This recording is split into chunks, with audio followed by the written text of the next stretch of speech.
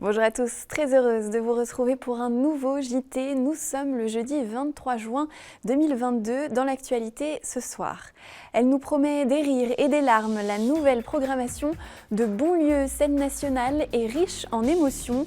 De la danse au chant en passant par le théâtre, 90 spectacles sont prévus. Les détails dans ce journal. Des moteurs tout neufs et plus écologiques sur des voitures anciennes, c'est possible. À Annecy, une présentation de ce procédé a lieu cette semaine. Alex Gontard a embarqué à bord d'un bolide silencieux. Reportage à suivre. C'est un peu la saison d'après. Bonlieu, scène nationale présente ce jeudi soir sa programmation de spectacles pour 2022-2023 au grand public. Elle est riche et variée et il y en aura pour tous les goûts, théâtre, danse, concerts. L'année sera aussi ponctuée par des événements exceptionnels. Le directeur Salvador Garcia a présenté en avant-première cette saison à la presse ce mardi. Nous y étions regardés. Bonlieu voit grand, très grand pour sa prochaine saison. La crème des metteurs en scène et des chorégraphes passera par la scène nationale en 2022-2023. Comme toujours, on dansera avec Mourad Merzouki, Marlène Montero-Freitas ou Philippe Découfflé, ou à l'occasion d'un nouvel événement en novembre. On invente un événement qui va s'appeler Move, 3 jours, autour du 10, 11, 12 novembre, où on transforme Bonlieu en ruche, avec des performances et des spectacles un peu partout, mais aussi avec, en plein centre, plusieurs scènes dans lesquelles on va proposer des DJ sets, donc une ouverture totale à tous les publics. On peut venir à Bonlieu pour voir un spectacle, mais aussi on peut venir simplement pour y danser, boire un verre, passer un moment. À Bonlieu, on chantera aussi avec Youssoupha ou avec les Sans-Pattes, avec Imani ou Vianney. Avec mon ami Rémi Perrier, on a même réussi à convaincre Vianney de venir à l'Arcadium. Et pourquoi pas Vianney, puisque c'est un des représentants de la chanson française aujourd'hui. Il est reconnu comme tel et il n'y a pas de raison qu'on ne s'y intéresse pas. La programmation théâtrale nous coupera le souffle, nous arrachera quelques larmes ou nous fera rire. Parmi les pièces les plus attendues, le Slavas Nocho. Le spectacle historique mythique, qui est un spectacle russe, mais je rassure tout le monde, anti-Poutine. Et sur le plateau, il y a 4 nationalités. C'est le spectacle mythique qui tourne depuis 25 ans et dont le succès mondial ne se démentit pas. Du retour de la mouette de Cyril Test aux fourberies de Scapin revisitées par Omar Porras, la programmation séduira tous les publics. Autre moment clé de la saison, le nouveau spectacle intimiste d'André Dussolier. Il va parler, il va dire des textes d'Aragon, du Billard, de Victor Hugo. Et on aura la chance d'avoir cet immense acteur à portée de souffle, je dirais, puisqu'il le fait dans la salle de 300 places. Donc ça, il n'a jamais voulu le faire. Là, il le fait pendant 5 représentations. La billetterie pour cette nouvelle saison culturelle ouvrira le 27 août à partir de 9h au théâtre ou en ligne. D'ici là, la scène nationale nous donne rendez-vous dès le 2 juillet pour son festival Annecy Paysage. Et j'ajoute que la présentation de la saison au grand public débute ce jeudi soir à partir de 19h. Vous pourrez la suivre en direct sur notre page Facebook et notre antenne. Après celle de la Savoie la semaine dernière, c'est au tour de la Banque alimentaire de la Haute-Savoie d'organiser une collecte. Elle débute ce vendredi et va durer tout le week-end. Dans ce contexte de hausse des prix des produits de première nécessité, la solidarité est encore davantage de mise. L'association se demande déjà si elle arrivera à subvenir à tous les besoins jusqu'à la fin de l'année. Vous retrouverez les bénévoles dans 51 magasins du département en cette fin de semaine.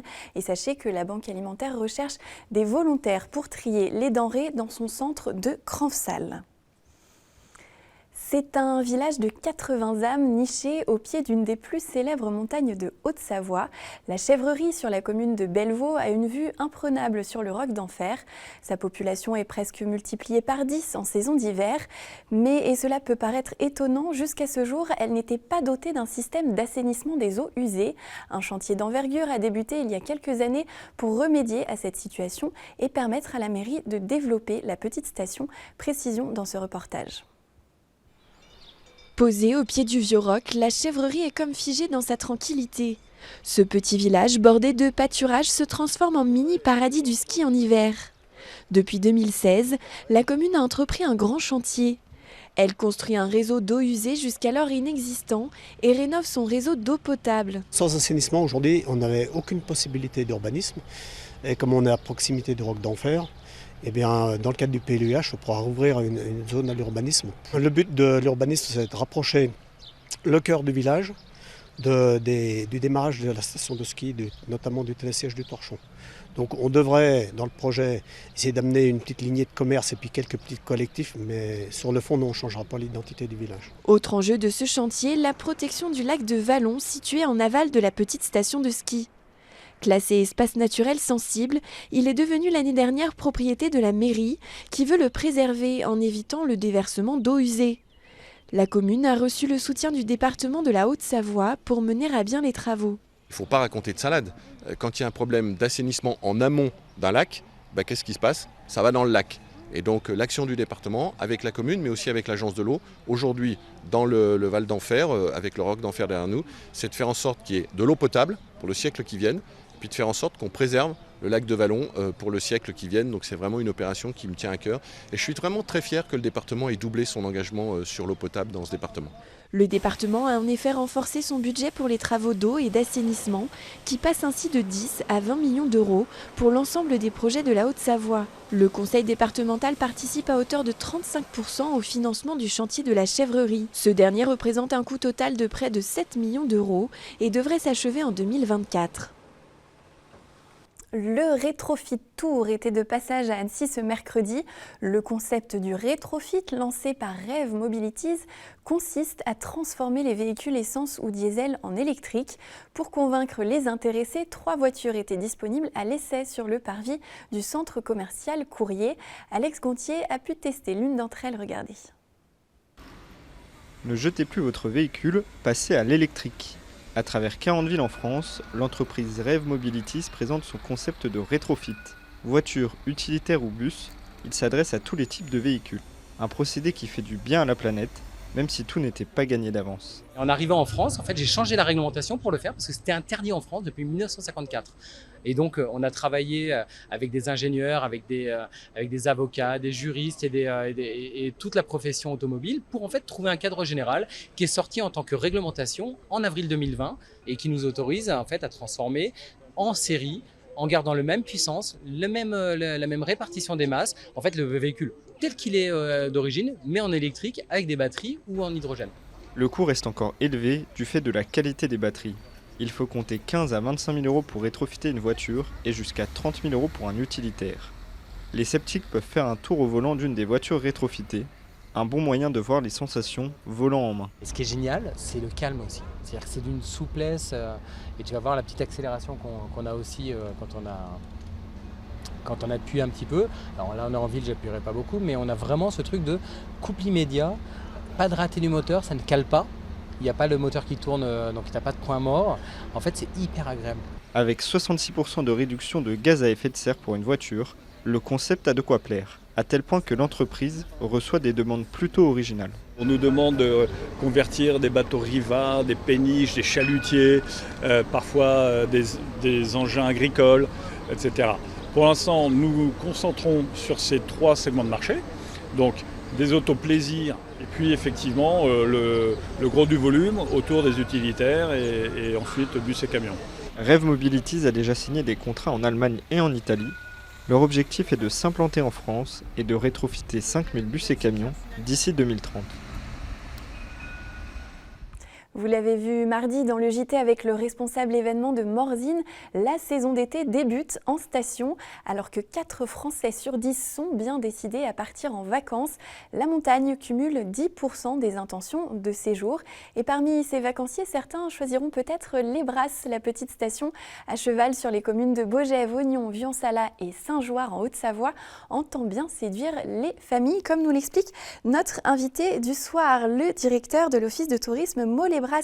Bonsoir Pierre-Édouard Buisson. Bonsoir. Merci d'être avec nous. Alors nous vous avions rencontré cet hiver pour notre émission Panorama. Nous avons donc connu Les Brasses l'hiver. Comment vous décrivez votre station l'été ? Merci de souligner, parce qu'il y a une vraie activité estivale sur notre destination, qui est avant tout un territoire de vie. et puis un territoire d'alpage, territoire de moyenne montagne, où on va pouvoir pratiquer toujours aussi de population que c'est l'hiver, et tout ce qui est randonnée, balade nature, VTT, vélo de route, de la pêche également.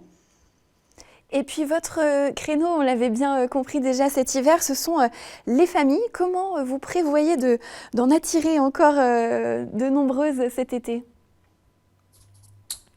Alors oui, on est sur un créneau familial, mais comme peuvent l'être beaucoup de destinations, le choix qu'on a fait cet été, c'est de proposer directement des activités clés en main, c'est-à-dire réservables en ligne ou directement à l'office de tourisme.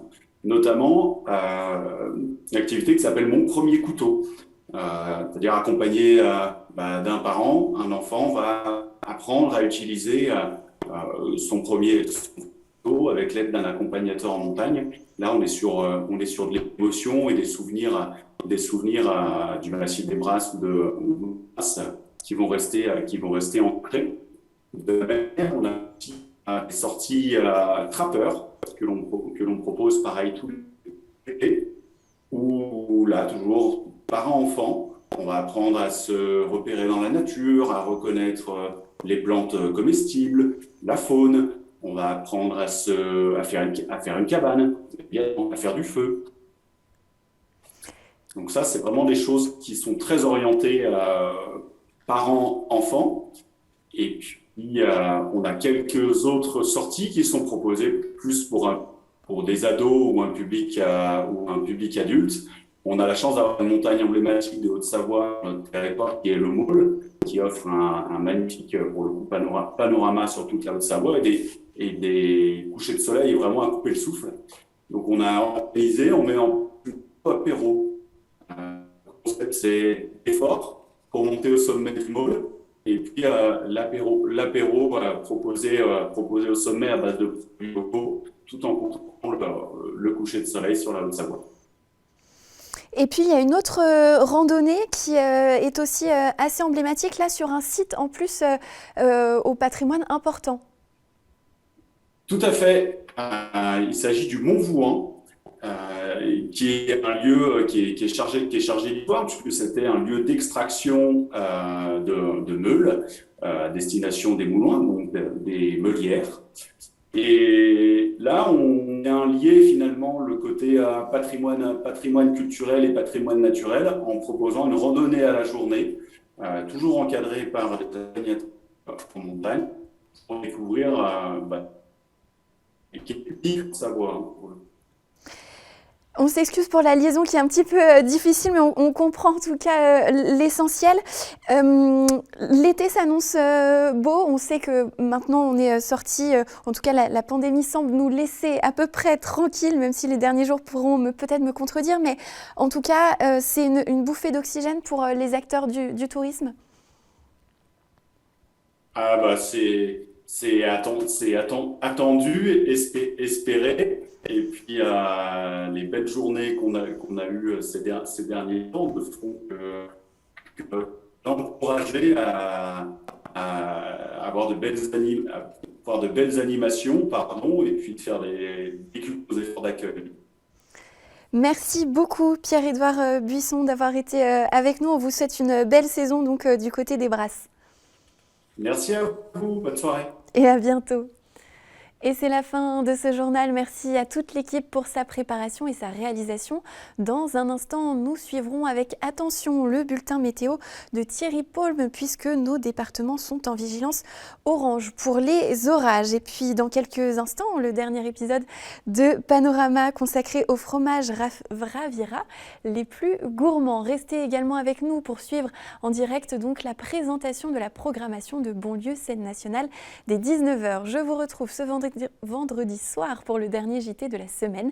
D'ici là, prenez bien soin de vous et passez une belle soirée sur 8 Mont Blanc.